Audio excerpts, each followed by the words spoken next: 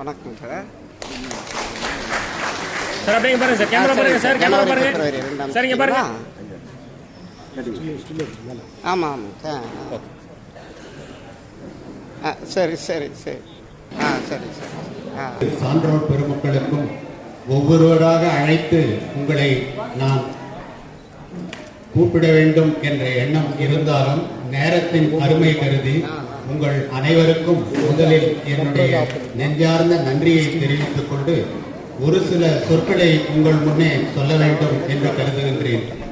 முதலாவதாக எனக்கும் இந்த ஏற்பாடு செய்திருக்கக்கூடிய நம்முடைய ரங்கநாதன் அவர்களுக்கும் என்னுடைய நெஞ்சார்ந்த நன்றியை தெரிவிக்கும் முன்னர் எனக்கும் இந்த ஊருக்கும் உள்ள ஒரு பிணைப்பை உங்களிடையே சொல்ல வேண்டும்.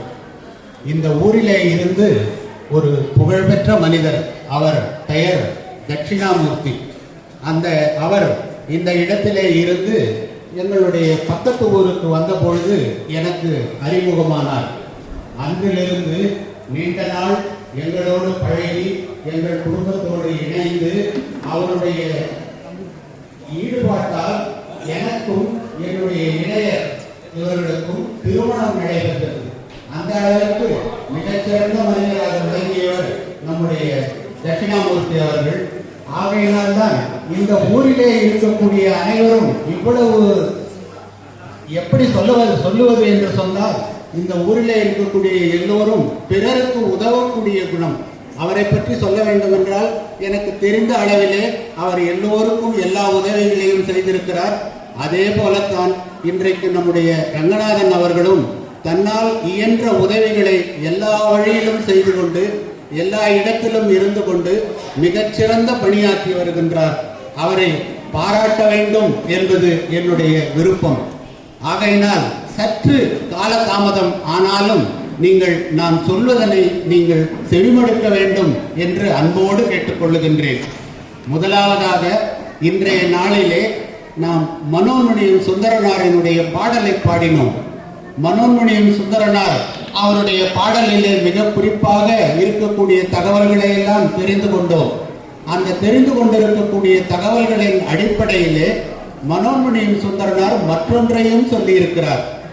அவர் சொல்லுவார், கரும்போ தேனோ என்று அவர் கழிப்பது நெருப்பு ஆறும் மயிர்பாலமும் அன்றோ. மீண்டும் ஒரு முறை சொல்கிறேன், கரும்போ தேனோ என்று அவர் கழிப்பது நெருப்பு ஆறும் மயிர்பாலமும் அன்றோ. விழிப்பா இருக்கில் பிழைப்பர் விழி இமைகொடில் கோடி பிறழுமே. இதற்கு மிக பொருத்தமான எடுத்துக்காட்டு யாரை சொல்ல வேண்டும் என்றால் நம்முடைய அரசு பணியை சொல்ல வேண்டும். இந்த அரசு பணி என்பது எல்லோரும் எதிர்பார்ப்பது போல மிக சிறந்த பணி என்று சொல்லுவது ஒரு புறம் இருக்கட்டும், மற்றொரு புறத்திலே விழிப்பா இல்லை என்றால், அதாவது இருக்கக்கூடிய நடைமுறைகளை பின்பற்றவில்லை என்றால் அவர்களுக்கு என்ன நேரும் என்பதனை நாம் அன்றாடம் பார்த்து கொண்டிருக்கிறோம். அலுவலகத்தில் பணி செய்தல் என்பது மிக மிக கடினமான பணி. அப்படிப்பட்ட அலுவலகத்தில் பணி செய்வதை விட்டுவிட்டுத்தான் நான் பேராசிரியராக பணியில் சேர்ந்தேன். நான் முதலில் பணியில் சேர்ந்த போது எனக்கு இந்த PR என்று ஒன்று இருக்கும். அந்த PR என்பதனையும் அதே போல DR நம்பர் என்பதை வாங்க வேண்டும். இவைகளையெல்லாம் வாங்குவது எவ்வளவு சிரமம் என்று தெரியும். அப்படிப்பட்ட சிரமமான நிலையிலே இருந்து தன்னால் முடிந்த உதவிகளை எல்லாம் நம்முடைய ரங்கநாதன் அவர்கள் செய்திருக்கிறார் என்பதுதான். எனக்கு ஒரு சிறிய எடுத்துக்காட்டை யார் சொன்னார்கள் என்பதனை பின்னர் சொல்லுகின்றேன். முதலில் நான் சொல்வதை கொஞ்சம் கேளுங்கள். என்னவென்றால், ஒரு மாவட்ட கல்வி அலுவலகத்தில் ஒரு பாம்பு நுழைந்து விட்டது. இது ஒரு கதை. மாவட்ட கல்வி அலுவலகத்தில் ஒரு பாம்பு நுழைந்து விட்டது. அங்கு இருக்கும் மாவட்ட கல்வி அலுவலர் அன்றைக்கு வெளியில் சென்றிருந்தார். மற்றவர்களுக்கு என்ன செய்வது என்று தெரியவில்லை. அப்படி செய்யாதனால் கதவை பூட்டிவிட்டு வெளியே உட்கார்ந்து கொண்டார்கள். இப்பொழுது மாவட்ட கல்வி அலுவலர் வந்த பிறகு இதனை நாம் அவரிடம் எடுத்து சொல்லலாம் என்று கதவை பூட்டிவிட்டு வெளியே உட்கார்ந்து கொண்டார்கள். சற்று நேரத்திலே மாவட்ட கல்வி அலுவலர் வந்தார். வந்த பிறகு நீங்களே இதை வைத்துக் கொண்டிருக்கிறீர்கள், உடனடியாக இதனை குறித்து சிஇஓக்கு ஒரு கடிதம் எழுதுங்கள் என்று சொன்னார். இது சிஇஓ அலுவலகத்துக்கு சென்றது. சிஇஓ அலுவலகத்திலிருந்து நமக்கு எதற்கு தொந்தரவு, ஆகையினால் இதனை என்ன செய்யலாம் என்றால் இயக்குனருக்கு அனுப்பிவிடலாம் என்று இயக்குனருக்கு அனுப்பிவிட்டார்கள். தகவல் என்ன தெரியுமா? அலுவலகத்தில் ஒரு பாம்பு நுழைந்து விட்டது, என்ன செய்வது என்பதை உங்களுடைய கவனத்திற்கு கொண்டு வருகிறோம் என்று. உடனே அலுவலகத்திலே இருந்து அந்த பணியை செய்யக்கூடிய ஒருவர் பதில் அனுப்பினாராம். நீங்கள் பாம்பினுடைய நீளம் அகலம் என்பது என்ன என்பதனை குறிப்பிடவில்லை, ஆகையினால் உங்களுடைய கருத்துருவை மேல சமர்ப்பிக்கவும் என்று சொல்லி திருப்பி அனுப்பிவிட்டார்களாம். இப்படி சொன்னவர் யார் என்றால் அந்நாளையில் இருந்த நம்முடைய எஜுகேஷன் செக்ரட்டரி என்று சொல்லப்படுகின்ற ஒரு மிகப்பெரிய பதவியிலே இருந்த சுந்தரராஜன் அவர்கள். அவர்களே சொன்னார் இப்படியெல்லாம் இருக்கின்றது என்று. ஏனென்றால் நம்மை பணியை பொறுத்தவரை சொல்ல வேண்டும் என்றால் we cling to formalities. எல்லாவற்றிலும் நாம் எல்லோரும் என்ன நினைக்கின்றோம் என்றால் ஒரு சில நடைமுறைகளை பின்பற்ற வேண்டும். அப்படி நடைமுறைகளை பின்பற்றும் போதுதான் நமக்கு மீண்டும் எனக்கு மனோன்மணியும் சுந்தரனார் நினைவிற்கு வருகிறார். உறுப்புகள் தாமே உயிரினை உண்ண ஒருபடில் விளக்குவார் உளரோ. யார் என்ன செய்ய முடியும்? இப்படியெல்லாம் உறுப்புகளே ஒன்றை ஒன்று தின்று கொண்டிருந்தால் என்று சொல்லுவார். ஆகையினால் தான் பாரதியார் சொன்னார், கணிதம் 12 ஆண்டு பயில்வர் பின் கார்கோள் வானிலோர் மீனிலை தேர்ந்திலார், அணிசை காவியம் 1000 கற்பினும் ஆழ்ந்திருக்கும் கவியுளம் காண்கிறார், வணிகமும் பொருள் நூலும் பிதற்றுவார், வாழும் நாட்டில் பொருள் கடல் கேட்டிலார், துணியும் 1000 சாத்திர நாமங்கள் செப்புவார், எட்டுணை பயன் கண்டிலார் என்று.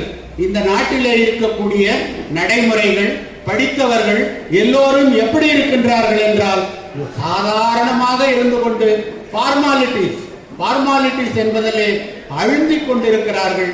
அப்படி இருக்கக்கூடாது என்பதனை பாரதியார் மட்டுமல்ல மற்ற பெரியவர்கள் கூட சொல்லியிருக்கிறார்கள். இன்றைக்கு நம்முடைய ஆழி செந்தில்நாதன் போன்ற அரிய மனிதர்கள் இருக்கிறார்கள் என்றால் அது இந்த தேவிகாபுரத்தின் பெருமை. எப்படி என்றால் அவர்தான் நம்முடைய பதிப்பதத்தை கொண்டு வந்திருக்கிறார், இந்த பதிப்பு நூல்களை கொண்டு வந்திருக்கிறார். இவரை பற்றி நான் முன்னர் பார்த்ததே இல்லை, ஆனால் அவரை பற்றி கேள்விப்பட்டிருக்கிறேன். இப்படிப்பட்ட அரிய மனிதர்கள் இருக்கக்கூடிய இந்த இடத்திலே இருந்து நாம் அரசு பள்ளி எல்லாரையும் சொல்லும் பொழுதெல்லாம் என்ன சொல்லுகின்றார்கள் என்றால் இந்த இடத்திலே அரசு பள்ளியிலே இருக்கக்கூடியவர்கள் ஏன் பிற இடத்திலே சென்று மாணவர்களை சேர்க்கிறார்கள், தங்கள் குழந்தைகளை ஏன் அரசு பள்ளியில் சேர்ப்பதில்லை என்று நாம் கேட்க வேண்டிய கேள்வி என்னவென்றால், அரசு பள்ளிகள் இருக்கும் பொழுது எதற்காக தனியார் பள்ளிகள் இருக்கின்றன? முதலில் அரசு பள்ளிகள் இருக்கும் பொழுது ஏன் தனியார் பள்ளிகள் என்று ஒன்று வந்திருக்கின்றன? எதற்காக தனியார் பள்ளிகள் இருக்க வேண்டும் என்ற கேள்வியை கேட்டால் எல்லோரும் அரசு பள்ளியிலேயே படிக்க வைக்கலாம். ஆகையினால் தான் எனக்கு மீண்டும் மீண்டும் தோன்றுவது நம்முடைய குன்றக்குடி அடிகளாரனுடைய வார்த்தை தான், கணிப்பொறிக்குள் கூட தமிழ் நுழைந்து விட்டது. மீண்டும் சொல்கிறேன், கணிப்பொறிக்குள் கூட தமிழ் நுழைந்து விட்டது, ஆனால் கருவறைக்குள் இன்னும் தமிழ் நுழைய முடியவில்லையே என்று வருத்தப்பட்டார். எப்படிப்பட்ட சிறப்பான வருத்தம் என்று பாருங்கள். அவர் சொல்லுவார், இன்று இருக்கக்கூடிய குன்றக்குடி அடிகளாரை பற்றி தெரியாதவர்கள் இருக்க முடியாது. குன்றக்குடி அடிகளார் என்ன சொல்லுகின்றார் என்றால், எல்லோரும் எல்லா குறளையும் எடுத்து பாருங்கள், முதலில் தமிழ் வாழ்த்தை பாருங்கள் அல்லது நம்முடைய கடவுள் வாழ்த்தை பாருங்கள். அந்த கடவுள் வாழ்த்திலே இருக்கக்கூடிய எந்த பகுதியிலாவது யாராவது தலையை வணங்க வேண்டும் என்று சொல்லுகின்றார்களா என்று கேள்வி கேட்பார். தலையை வணங்க வேண்டும் என்று யாராவது சொல்லி இருக்கிறார்களா? தாளை வணங்கா தலை என்றுதானே சொல்லி இருக்கிறார்கள். அப்படி என்றால் என்ன பொருள் என்றால், தாள் என்பது உழைப்பு. உழைப்பை யார் கொண்டு வருகிறார்களோ அவர்கள்தான். சூத்திரன் பிறந்த காலிலே இருந்துதான் உழைப்பு வருகின்றது. ஆகையினால் நாம் உழைப்பை போற்ற வேண்டும். உழைப்பை போற்றும் அரிய மனிதராக நம்முடைய செந்தில்நாதன் நம்முடைய ஐயா அவர்கள், ரங்கநாதன் அவர்கள் இருந்திருக்கிறார். அதே போலத்தான் ஒவ்வொன்றை சொல்ல வேண்டும் என்றால் பல செய்திகளை இங்கு உங்களிடையே சொல்லலாம். ஆனால் நான் சொல்ல விரும்புவதெல்லாம், நாம் எல்லோரும் ஒன்றாக இணைந்து ஒன்றாக செயல்பட்டு இன்றைக்கு அரசு பணி என்பதனை மாற்றி அரசு பணி மக்களுக்கான பணியாக மாற வேண்டும். அரசு பணி எவ்வாறு மக்களுக்கான பணியாக மாற வேண்டும் என்றால் அரசு ஊழியர் நடத்தை விதிகள் என்று ஒன்று இருக்கின்றது. இந்த அரசு ஊழியர் நடத்தை விதிகள் எல்லாம் காலங்காலமாக பின்பற்றப்பட்டு வருகின்றது. எல்லோரும் கேட்டால் என்ன சொல்வார்கள்? உனக்கு என்ன வேண்டுமோ அதை வாங்கிக் கொள்ளுங்கள் என்றார். ஆனால் நாம் போராடும் பொழுது என்ன சொல்லுவார்கள் என்றால், நீங்கள் எல்லோரும் ஏழைகளை பாருங்கள் என்று சொல்வார். ஏழைகளை பார்ப்பதற்கு நாம் தயாராக இருக்கிறோம், ஏழைகளோடு கலந்து கொள்வதற்கு தயாராக இருக்கிறோம். அதற்கு தடையாக இருப்பது இந்த அரசு ஊழியர் நடத்தை விதிகள். அந்த நடத்தை விதிகளை மாற்ற வேண்டும். இதற்கான பணிகளை நாம் முன்னின்று செய்ய வேண்டும். இந்த இடத்திலே இங்கு இருக்கக்கூடிய ஆசிரியர்கள், பேராசிரியர்கள் மற்றும் பொதுநல விரும்பிகள் இருக்கக்கூடிய இந்த இடத்திலே நான் சொல்லுகின்றேன், நம்முடைய நடத்தை விதிகள் என்பதனை மாற்றினால் நாம் எல்லோரும் மக்களுக்கு பொறுப்பானவர்களாக மாறலாம். அந்த மக்களுக்கு பொறுப்பானவர்களாக மாறும் பணியில் நம்முடைய ரங்கநாதன் அவர்கள் முன்னணியில் நின்றிருக்கிறார்.